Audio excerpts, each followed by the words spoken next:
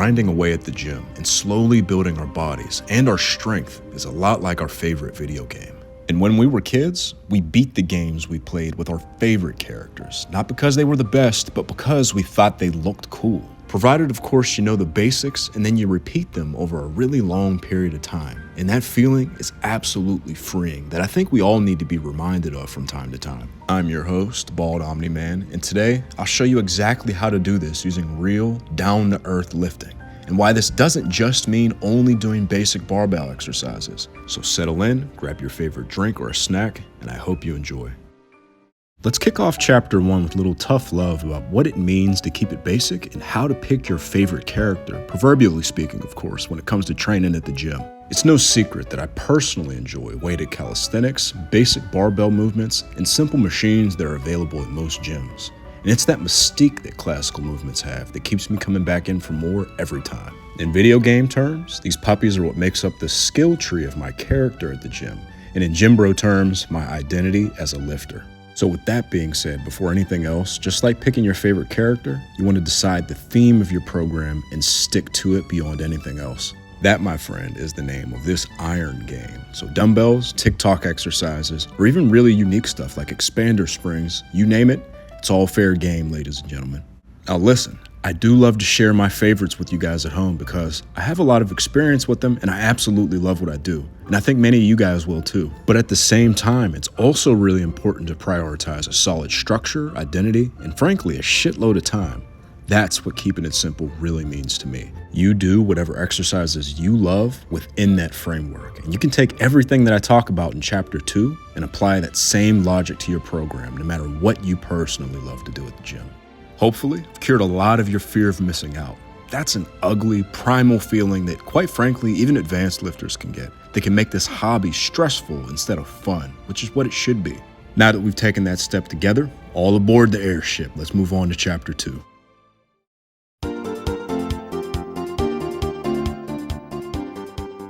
I hope you had a pleasant ride in the airship. Our first stop is going to bring us to a study on why and how simple training concepts are so effective. Now that we understand that you can pick whatever exercises you like and still be following a classic program, it's time to use my own training as an example of how to do this practically.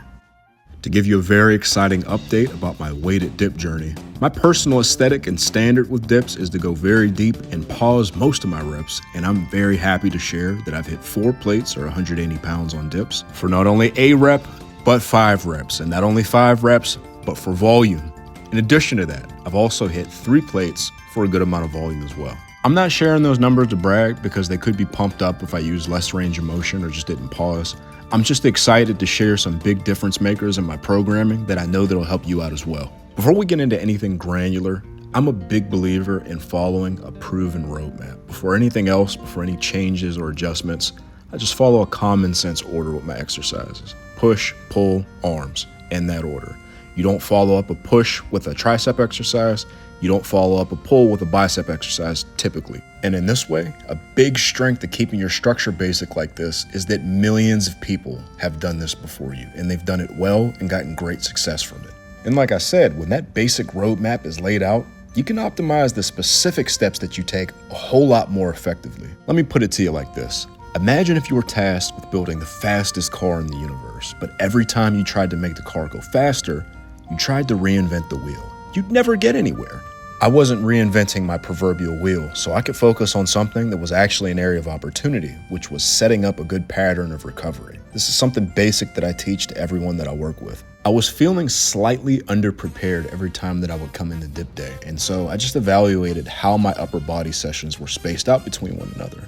Before, my upper body split was Sunday shoulders, Wednesday dips, and Friday cambered bar bench. But now it's Sunday, Tuesday, and Thursday instead. That's 1 full day of rest in between each upper session with a full 2 days to completely reset after all 3 sessions are completed, which was a much better pattern of recovery for me and my circumstances for a very simple reason. I was getting too much rest between Sunday and Tuesday. I don't work my pecs at all on the Sunday shoulder day. Because I don't work my pecs at all on Sunday, and shoulders don't take too long to recover on their own, all I'm waiting for realistically is for my arms to recover, which didn't take me longer than a day. Going Every other day just worked better for me because while all 3 sessions were fairly intense, they tended to emphasize the muscles very differently and with different ranges of motion and different movement patterns. Too much rest in the middle of the week was leaving me feeling weirdly underprepared for work in the middle and awkwardly overly fatigued at the beginning, like I had a debuff or something in a video game. This can be a very individual thing, setting up a pattern of recovery. It's going to depend on how strong you are, how lean you are, how many calories you're eating, injuries that you have, so on and so forth. But implementing it practically is really easy once you've been running a program for a little while. And personally, resigning myself to working the pressing muscles more frequently and taking more well-timed rest has been paying off dividends. Moving from recovery now to synergy. In any good game, every choice you make creates an echo. If you choose to steal bread from a villager, it pisses off their son, makes you their enemy. So you fight them, and maybe you do kick their butt. But now, because you kicked their butt, you just missed out on an item that you can't get ever again. Training is the same way. It's not just the obvious structure within a workout that's important, but the overall synergy and flow of your program. And there's nothing more simple than that. You don't rob Peter to pay Paul, or Paul is going to get pissed and split your coconut.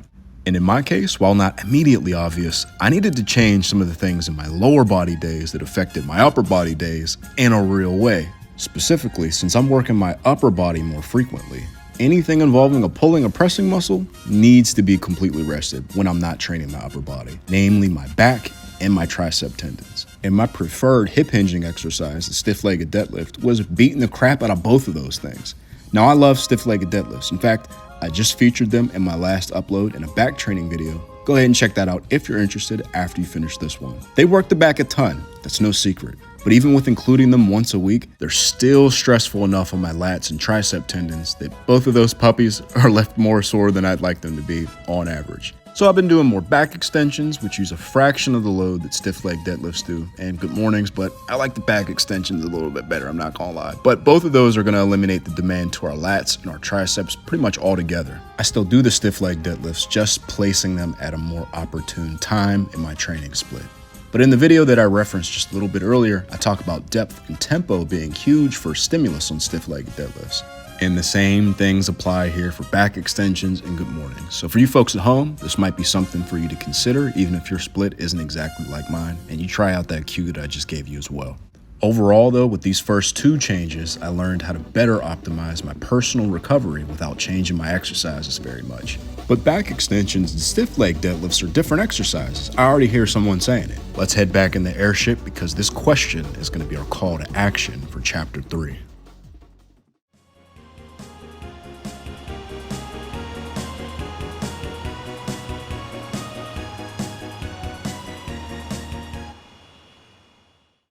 When you have a great basic build in any good video game, you really only need to switch up your equipment when it's absolutely necessary to defeat the boss. Paralysis by analysis can have you tinkering with your character aimlessly though. So let's run through a quick example to show you how simple it actually is. For me specifically, I set up my sessions, weirdly enough, based on what arm exercises I'm doing. A really simple thing that I do is thinking of exercises as things that fit in slots, and I make those slots fit in with one another. Thinking of your exercises as, this is my bicep slot, or this is my pressing slot, narrows down your choices quite a bit, which is honestly the easy part. Nonetheless, people ask me every single day what they should do to build whatever muscle group they're interested in building. The truth is this, how your exercises synergize with one another is a lot more important because at a high level, most good exercises build muscle about as well as the next one.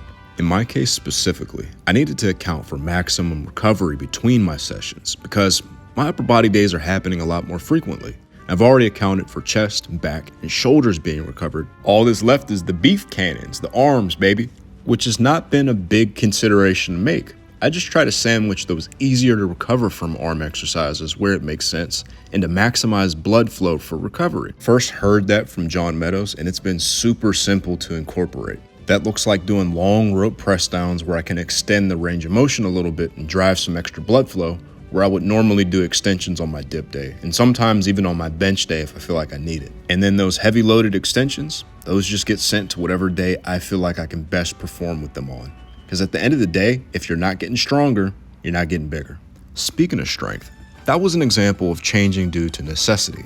What about changing to just optimize our player character, make them as strong as possible?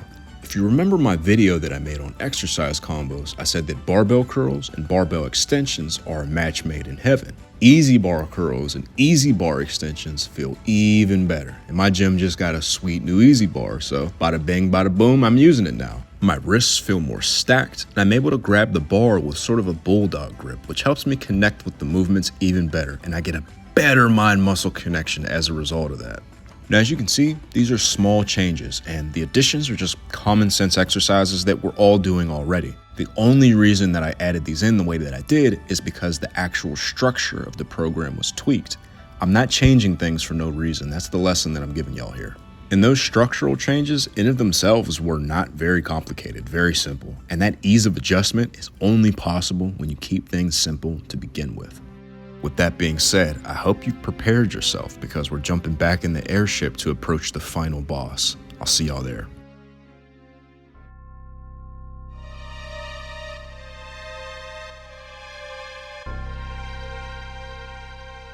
Our very last chapter brings us to Big Bad's Castle, my most fatiguing session, and by far my favorite, my shoulder pressing day, which is really just a glorified shoulder day with some rows and arms attached to it that you'd see on a regular ass bro split.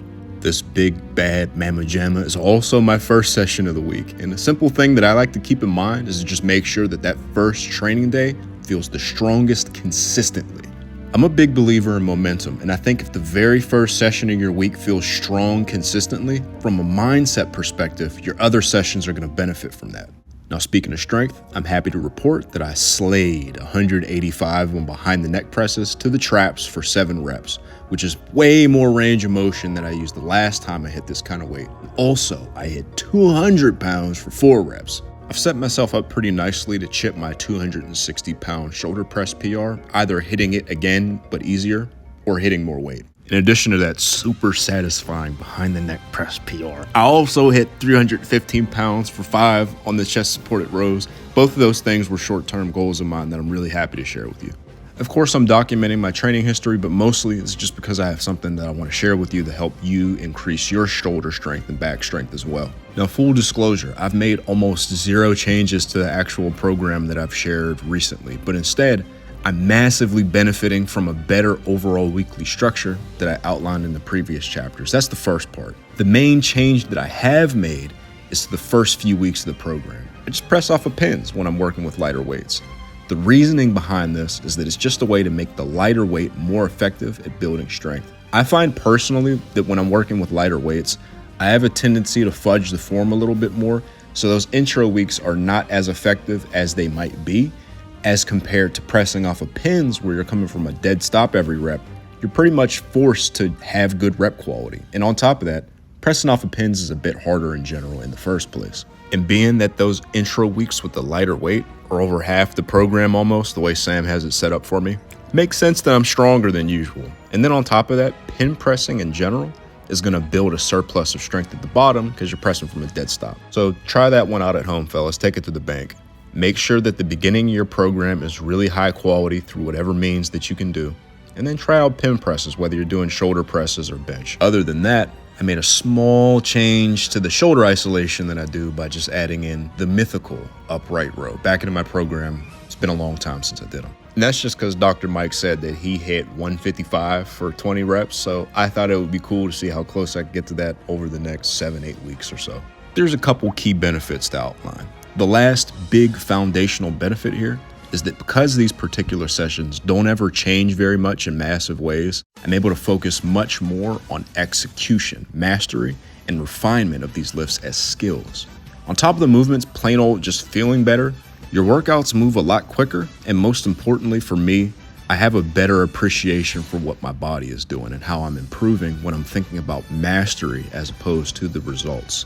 In other words, if you're just focusing on how to do a better and better job and you trust that the results will follow from that, get better results, as opposed to if you're just obsessed with getting more jacked. Does that make sense? When the time does come, minimal brain power goes into making these changes because I know exactly what needs to be changed because that overall basic foundation, that roadmap, those steps that millions have taken before me, those things are already in place. And when you're doing your homework, like I outlined with the upright rows, there's a little bit of room for some novelty in there, a little bit of fun when you're doing everything else the way that you're supposed to.